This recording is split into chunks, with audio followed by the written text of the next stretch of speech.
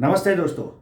2-3 दिन से मेरे पास कुछ मैसेज आ रहे हैं, कुछ फ़ोन्स आ रहे हैं कि सर जो शुगर मिल्स है वो लोग अभी बायो सीएनजी के प्रोजेक्ट लगा रही है और गवर्नमेंट ऑफ इंडिया उनको 2 लाख करोड़ तक का फंडिंग का मदद करने जा रही है। तो अगर ये लोग प्रोजेक्ट लगाएंगे तो हम कैसे बिजनेस करेंगे, हमारा क्या होगा। और ये चिंता स्वाभाविक है, मगर इस विषय को अगर ठीक से समझा जाए तो आपको पता चलेगा कि ये हमारे लिए नेगेटिव न्यूज़ नहीं है, ये हमारे लिए पॉजिटिव न्यूज़ है। मैं आपको कुछ इसके बारे में बताऊंगा। सबसे पहले तो ये समझो कि अगर गवर्नमेंट ने अनाउंस किया कि शुगर मिल्स बायो सीएनजी के प्रोजेक्ट लगाएगी तो ये तुरंत नहीं लग जाएंगे। और ये जो गवर्नमेंट के 2 लाख करोड़ देने हैं ये भी 1-2 दिन में होने वाला नहीं है, बट हम फिर भी मानते हैं कि चलो सारे प्रोजेक्ट लग गए। तो हमारा क्या होगा, देखो सबसे पहला तो जितना ये प्रोजेक्ट लगेंगे उतना बायो सीएनजी बनेगा और उतना ग्लोबल वार्मिंग को हम कंट्रोल कर पाएंगे, हमारे किसानों की समस्या दूर होगी, हमारे देश की अर्थव्यवस्था में गति आएगी। और इसलिए मैं इनको कॉम्पिटिटर नहीं मानता, मैं तो इनको बहुत अच्छा मानता हूं और मैं इन सबका दिल से स्वागत करता हूं। दोस्तों, जब मैं एमसीएल से जुड़ा या डॉक्टर गोलब सर जब इतने सालों से इस विषय में काम कर रहे हैं तो उनको बहुत अच्छे से पता है कि ये कंपटीशन तो आने वाली है। बट आप लोगों को ये समझना होगा कि कोई भी बिजनेस में कोई बिजनेसमैन कब प्रॉफिट नहीं करता, कब उसको समस्या आती है। तो 2 मेजर चीजें होती है दोस्तों, एक होता है रॉ मटेरियल और दूसरा होता है प्रोडक्ट का सेल। अगर सेल नहीं होगा तो प्रॉफिट नहीं होगा और रॉ मटेरियल नहीं होगा तो प्रोडक्ट नहीं बनेगा। तो आपको यह समझना होगा कि समझो फॉर एग्जाम्पल आपके तहसील में एक शुगर मिल है, उस शुगर मिल ने बायोगैस बनाना शुरू कर दिया, उसने बेचना भी शुरू कर दिया, वेरी गुड।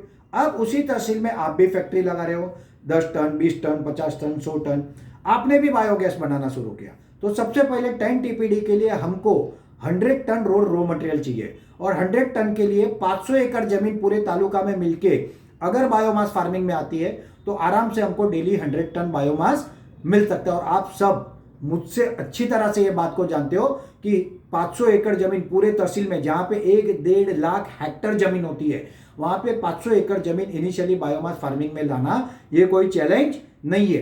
एक बार आपकी शुरुआत हो जाएगी, आप जुड़ते जाओगे तो ऑटोमेटिकली बढ़ते जाएगा। दूसरा है सेल। दोस्तों, मैं मेरे प्रेजेंटेशन में बहुत बार कहता हूं कि भारत में अगर 10,000 प्रोजेक्ट 10 टीपीडी आउटपुट के लग जाए, मतलब 10,000 प्रोजेक्ट एक दिन में तो नहीं लगने, 2 साल 5 साल 10 साल 15 साल लगेगा, और 10 टीपीडी आउटपुट के 10,000 प्रोजेक्ट लग जाए, उसके बाद हम 100 million metric standard cubic metre per day मतलब 100 MMT बायो सीएनजी बना सकते हैं। आज की हमारी जो रिक्वायरमेंट है दोस्तों वो है 358 MMT, भविष्य की जो रिक्वायरमेंट है वो 713 MMT। तो अपनी रिक्वायरमेंट पूरी करते करते हमको सालों साल निकल जाएंगे। तो इस कंपटीशन को हमको डरने की कोई जरूरत नहीं है। और मैं तो अगर खुश होऊंगा, मुझे तो खुशी होगी अगर हम सब मिलके इसका प्रोडक्शन बढ़ाए तो we will become future OPEC country, all producing and exporting country. हम पूरे दुनिया को ये फ्यूल दे सकते हैं। और क्योंकि इसके लिए लगने वाला वातावरण, इसके लिए लगने वाली जमीन, इसके लिए लगने वाला मैन पावर भारत देश के पास है। तो ना हमको रॉ मटेरियल की समस्या है और ना हमको प्रोडक्ट बेचने का कोई टेंशन है। इसलिए आप लोगों को इस विषय में बिल्कुल चिंता करने की जरूरत नहीं है। दूसरा, हम लाइक अ कंपनी काम करते हैं, वी आर लिमिटेड कंपनी, और जो शुगर मिल है वो लाइक अ कोऑपरेटिव काम करते हैं। तो कोऑपरेटिव के कुछ प्लस पॉइंट होते हैं तो कोऑपरेटिव के कुछ लिमिटेशन भी होते हैं।